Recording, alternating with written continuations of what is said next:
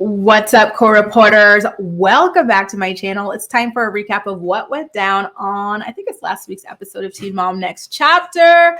Wow, all I've got to say is Cheyenne got played so hard by her own damn dad.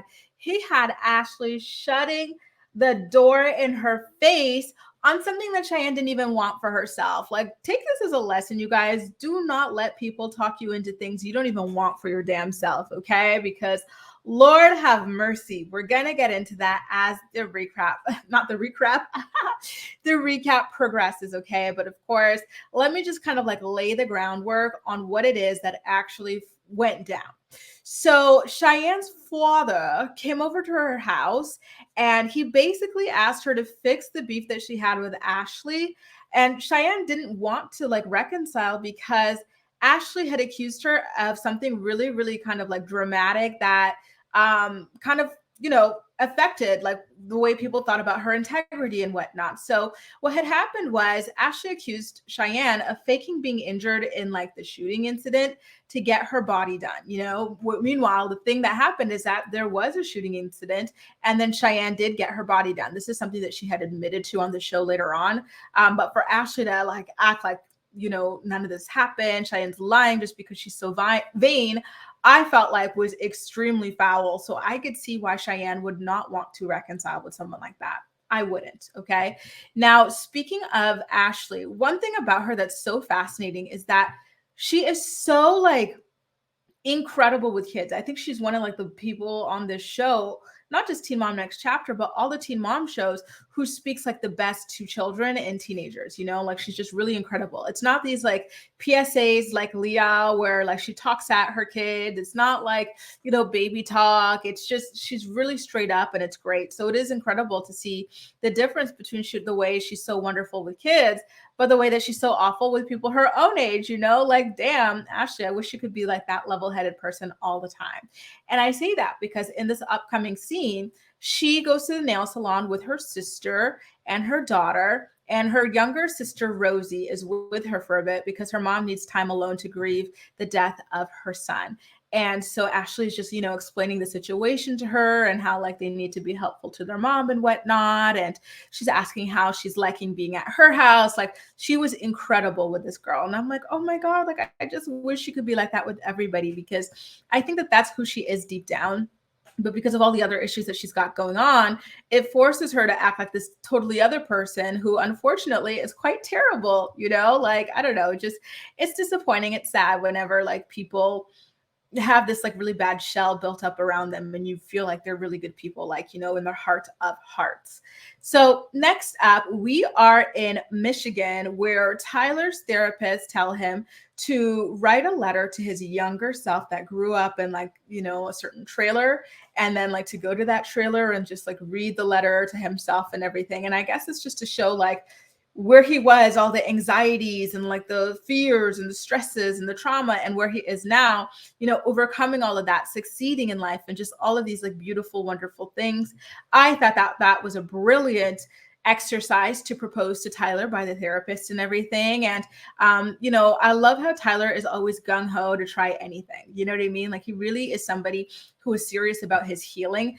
And I love that for him. And I think that that is why he manages to get so far in his journey, because he's 100% about it. It's not just for TV. It's not just for like claps. It's like for him in real life, so he can continue to show up at his highest capacity as like a father and as a husband and everything. And perhaps even as an OnlyFans model. Anyway, guys, let me just pause to say here, if you want any exclusive videos, make sure to sign up for my channel membership by hitting the join button down below. I've got a lot of fun stories about my day-to-day life here in Paris, in addition to recaps and just like some other like celebrity news that doesn't drop on my main channel. Okay, just wanted to give you a little heads up that I've got that going on. Now, we get to Tyler sharing that story with his mother. Okay, and it had been a really long time since we've seen her on the show and everything like that. So she finally appears here. He's reading the story to her and she starts crying pretty much immediately when he talks about how he didn't really get to see her that much because she was always like working multiple jobs and whatnot. And then when we get to the trigger warning, when we get to the part where he talks about the SA that he's been very open about that he suffered at the hands of his sister's friend when he was a child, that is when things get really dark for me, because um, I I was stunned to find out that his mom was aware of this, and upon finding out, she hit him because and told him to stop because she thought that he was lying. She didn't want him to like spread this story anymore because she felt like it was a lie. So she hit this child instead of like really looking into the situation. I'm like, Lord, this is what I mean when I say, please stop telling everybody have kids and like uterus watching and penis watching everybody.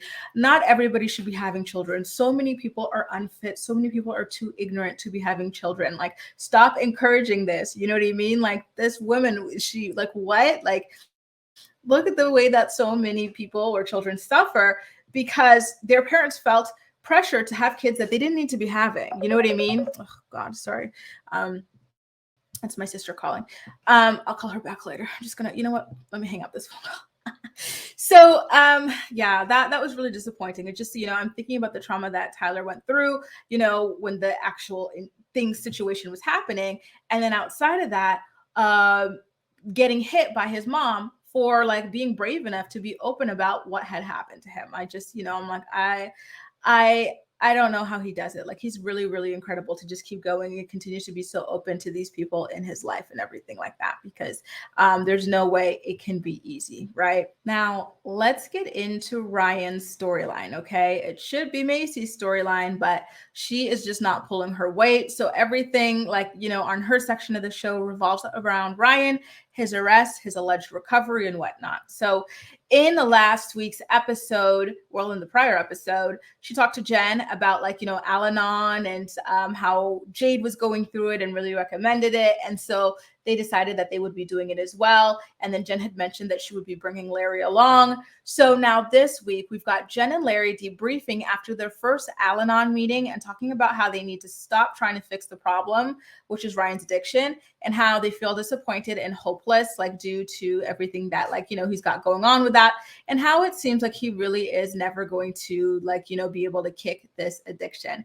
Now, this is where like, the scene's over. And so we move into Cheyenne getting punked by Ashley. Again, I felt bad for her because this is not even a reconciliation that she was looking to have.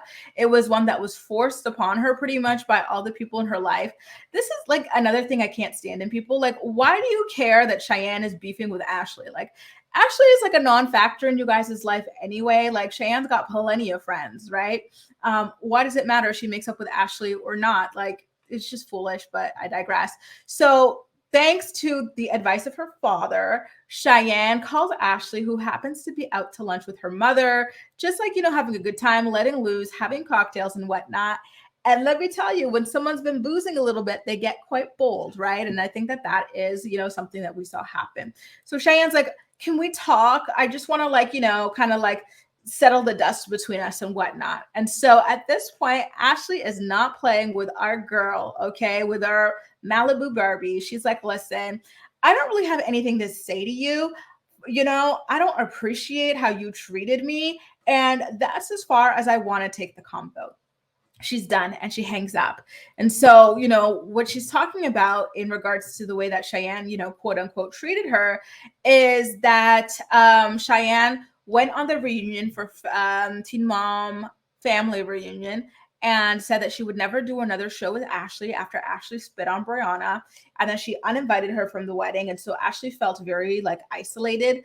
And another problem that Ashley had with Cheyenne was that Cheyenne was upset with people who kept saying that she needed to like stand by Ashley because they were the only two Black girls on the show. Do you remember like earlier on in this season, Ashley like called her a fake Black girl or something like that, just like some foolishness. So these are the gripes that she has with Cheyenne. I'm like, okay, like, listen, I see why Cheyenne said those things and why she was so turned off by Ashley, why she didn't want Ashley at the wedding. And then I also see why Ashley felt like left out, isolated, and like kind of like, had some, a friend's back turned against her or whatever, so it's one of those situations where you see both sides. So I will say to Ashley, like it is well within, she was well within her right to reject like the olive branch and whatnot, but I don't think it's smart or strategic to be doing that. Like to leave yourself on the outs with everybody when you are part of a show and like an ensemble cast. Like although they don't film together all the time, the show seems to really want more like cohesion between their stories. That's why you see, you know, Jade advising Macy advising Caitlin and Tyler, who are advising this person, advising that person. Like there's so much of that. And Ashley's going to miss out on it because she just cannot get along with anybody. And now I'm hearing that they're going to be launching a new show, like which is also going to be a retreat type show. If you don't get along with anybody, you can't go and do these shows. And your roles and your scenes in like this original show as well are going to start to get cut down, which means your money is going to be affected, you know, as Boston CEO would say on TikTok. I don't know if you see that account, Boston CEO. Your bills will be affected. I love that account. So I kind of feel like actually like suck up your pride, accept the apology, and like kind of, you know, get your way back in with the group, because at the end of the day, your coins are on the line here. More importantly, your daughter's coins, and you're not going to be making this amount of money like doing anything else this easily. So you should really be fighting to like stay. And I think that Cheyenne, because she's got such a great relationship with like everybody on the show, she would be able to help build that bridge between you guys. Zach and Bar already built a bridge between the two of them, but they need the moms on board more than they need the dads on board, just because this show is Teen Mom, right? Like the women are more important to the show. So I felt like Ashley kind of played herself in that regard. Anyway, not my problem. Can we get into Jade, Lord? So her dad, this time is her dad getting out of rehab, and he seems like really motivated. Like he seems, you know, they talk about how he gained weight and just looks clean of drugs and whatnot. And you know, I felt like he was blaming Big Gulp for everything. He's like, yeah, I only kept doing like drugs with her so she wouldn't die alone or whatever. You know, I didn't want to. I'm like, oh, please, sir. Like, you don't just do meth for someone out of love. Like, you do that because you're into the meth situation, you know, yourself. Like, I do not believe that for a second.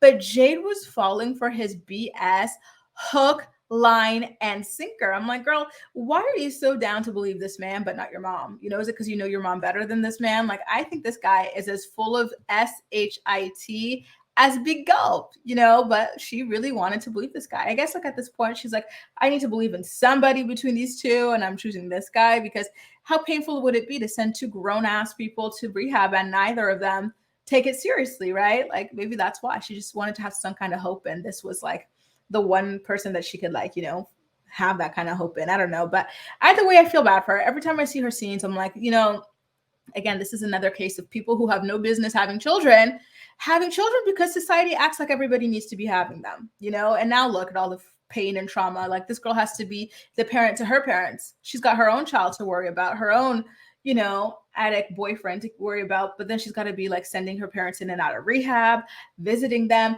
giving them money, like all this stuff that like should not be on her plate. And I really, really, truly feel for her, you know, like just, she's got a rough life, that girl. She really does. Anyway, Cheyenne, we're back with Cheyenne again, you guys. Let's talk about the shooting. So I was wondering, I think I like kind of mused about this perhaps 2 episodes back, where the kind of storyline wound up with the situation about like the guy who shot at the car while she was in it with Zach and all of their children. Well, now we find out that that guy refused the plea deal, which means that the case will be going to trial, which means that Cheyenne is going to have to stand trial to testify against him and share her story about what happened that day when, like, you know, he did that thing to them, you know, and she's really devastated about it. She wanted it to all be over and everything. So she's just like freaking out about how she's going to have to, like, you know, take the stand and everything. She's like, you should just be taking responsibility. Like, it's not fair that I've had this thing hanging over like my head for years now. I will say that I'm quite fascinated by how this story has been kept so well under wraps. Like it took place in LA and everything like that. And somehow like nothing has been said about it. Like in the press, like we still don't know who this guy was. And if there was like that, you know, criminal past connection with Zach, because remember Cheyenne's husband, Zach is I guess he's reformed now, I'm not sure, but is a former criminal, right? He used to have like issues like stealing people's credit card information and stuff like that. So was this a person who was involved in that lifestyle with him? Is that why? Like none of those details came out. But anyway, perhaps as this case moves on, we will find out more information about that. So it seems like that's something that's going to happen on the next season of the show. So of course, Cheyenne is crying about all of this and whatnot. Like it is a lot to deal with. And then her sister suggests like, she move up therapy. She's like, I know you were thinking of like doing therapy when this is over, but what about starting a bit sooner? And Cheyenne kind of snaps at her and she's like, no, like I'm so tired of people telling me to go talk to a stranger about my problems. And although it was kind of like rude to be snapping like that, you have to remember there's a lot of stress. And I feel like we all snap at people at a certain point, like when you're just so under stress, like you're not thinking, and then someone just like comes with some like canned advice to you. Like therapy seems to be like the canned advice that like, everybody gives to everybody these days. Like it's this like one-stop shop, this one singular solution for everything. And, it's really not. It's a great thing. It's a great tool, but it's not the ultimate like, holy grail for everybody. Some people need something else. And I guess that's where Cheyenne is at this certain point in her life. And so I get that. Now, the episode does end on a more positive note, and I'm thankful for that. And I've just got to say, the evolution of Tyler and Caitlin's relationship this season has been really beautiful to watch. Because I will admit, like in past seasons, I used to just see it as like miserable, like, burdensome, and whatnot. But now I'm seeing like it's more equal. I'm seeing more like Caitlin supporting Tyler through his things. And it's like, that's great that like he finally has his turn. You know what I mean? And I'm rooting for them. I've got to say, you guys, I am rooting for them. Like, I really think that they can continue to make it at this point. And so what happens basically is, how he read the letter to his mom like earlier in the episode? To wrap the episode up, what happens is he goes with Caitlin to the trailer park the trailer that he grew up in, and he reads a final letter to himself, a final part of it. And it's about how like, he was saved. He didn't like die or anything like that because he was meant to be with Caitlin. She was going to save his life, have kids with him, and like, being a father was going to be his ultimate purpose in life, and it was just going to help him heal everything that was going with him. It just felt like the end of a beautiful movie, to be honest with you guys. And I felt so sappy for the two of them. I was like, you know what, good for you guys. This is wonderful. You've been able to grow together for so long, and you both seem to still be like, motivated to continue growing together. So congratulations. And yeah, I don't know. I was really happy for them. It was really sweet. It was actually one of the best endings of any Teen Mom episode that I've ever seen. So kudos to them on that. It was truly, truly, truly beautiful. Anyway, those are just my opinions as usual. I'm more excited to hear what you have to say about everything. So please leave all your thoughts and opinions in the comment section down below, and we'll chat. That's all for now. Thank you so much for watching, and I'll see you next time. Bye.